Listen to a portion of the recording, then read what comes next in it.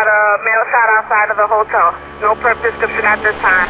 As police sources tell ABC News, UnitedHealthcare CEO Brian Thompson is dead after being shot in Midtown Manhattan. Brian Thompson was on his way to a meeting at a hotel, killing the UnitedHealthcare CEO Brian Thompson in a targeted attack. At this very moment, there is a manhunt. New surveillance video from the fatal shooting of the UnitedHealthcare CEO.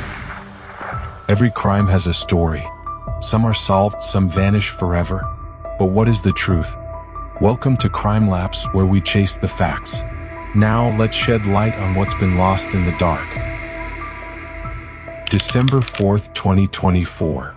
A cold Manhattan morning turns into a crime scene as Brian Thompson is fatally shot outside the Hilton Hotel in Midtown. The shocking crime not only claims the life of a powerful corporate executive but also raises deep questions about justice, power, and a young man named Luigi Mangione. Was this a targeted act of vengeance or a misguided lashing out at corporate United States? Let's start with the victim, Brian Thompson. Hi, I'm Brian Thompson, CEO of UnitedHealthcare. At the time of his death, Thompson was a towering figure in the healthcare industry. As CEO of UnitedHealthcare, he oversaw one of the largest insurance providers in the world. Loved by shareholders for his ruthless efficiency, Thompson implemented several industry-altering policies that boosted profits but drew fierce public backlash. Among these were tightened restrictions on claim approvals and premium increases that left many policyholders struggling to afford coverage. Critics accused Thompson of prioritizing profit over people, branding him as a symbol of corporate greed in the healthcare sector. Yet, to his supporters, he was a visionary, a leader who transformed the industry. But who could have imagined such a violent end to his life?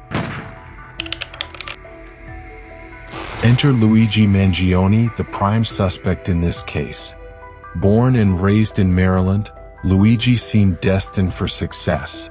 A valedictorian in high school and a double-degree graduate from the University of Pennsylvania, he had an impressive resume that included stints at Stanford University and TrueCar Incorporated, where he worked as a data engineer.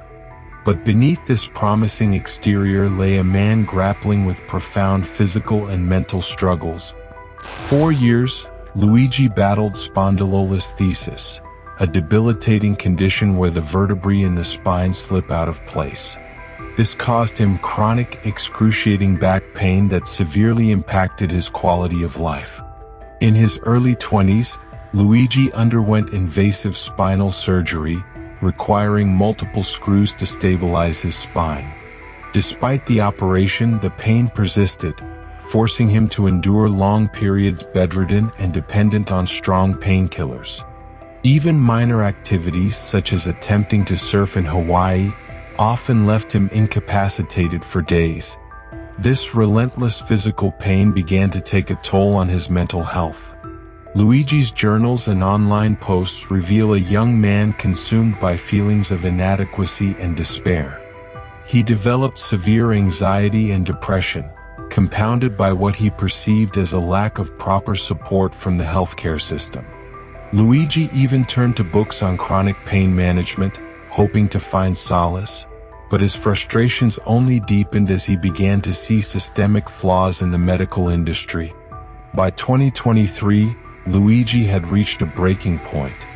He left his job at TrueCar, citing burnout and his deteriorating health. Hoping for a fresh start, he moved to Hawaii, but his pain followed him, both physically and emotionally. Friends observed a growing sense of anger, not just at his condition but at the systemic injustices he believed exacerbated his suffering. This anger festered in isolation, ultimately steering him toward the dark events of December 4th. December 4th, 6:45 a.m.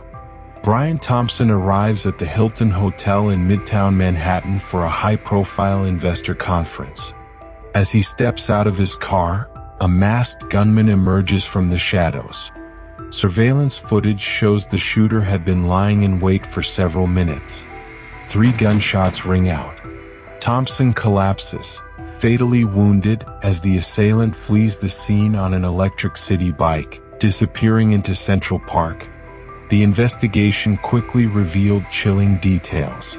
Shell casings at the scene bore cryptic words: deny, defend, depose, a possible reference to the insurance industry's notorious practices of rejecting claims. Detectives believed this was no random act but a targeted assassination. But who was responsible? 5 days after the murder, Luigi Mangione was arrested at a McDonald's in Altoona, Pennsylvania. An employee called police after noticing his suspicious behavior. When officers apprehended Luigi, they discovered a fake ID, a silencer, a 3D printed handgun, and a handwritten manifesto. He matches the description of the identification we've been looking for. He's also in possession of several items that we believe will connect him to this incident. The gun appears to be a ghost gun, may have been made on a 3D printer. On December 19, 2024, Luigi was extradited to New York to face federal charges, including murder through the use of a firearm, which could potentially lead to the death penalty. His arrival was highly publicized, with a heavily armed police escort and significant media coverage. This orchestrated perp walk drew criticism from legal experts, who viewed it as a staged spectacle that could inadvertently bolster public sympathy for Luigi. Currently, Luigi is held at the Metropolitan Detention Center in Brooklyn, known for its harsh conditions. What could have driven a promising young man to commit such a crime? While Luigi's precise motive remains unclear, investigators have pointed to the possible role of anger toward corporate America, particularly the insurance industry. Brian Thompson's leadership at UnitedHealthcare had sparked significant backlash over denied claims and exorbitant premiums. Could Luigi have viewed Thompson as a symbol of systemic exploitation? Or was there a more personal connection that we have yet to uncover? And it's completely out of touch, and it's an insult to the intelligence of the American people and the lived experience. The Luigi Mangione case has ignited fierce debate across the country. While some view him as nothing more than a cold-blooded murderer, others see him as a tragic figure, a man pushed to the edge by a broken system. His story has fueled online discussions, protests, and even conspiracy theories. On social media, opinions are sharply divided. One user tweeted, "Corporate greed kills more people than any bullet ever will." Another fired back, "Violence is never justified." Brian Thompson was a father and a husband.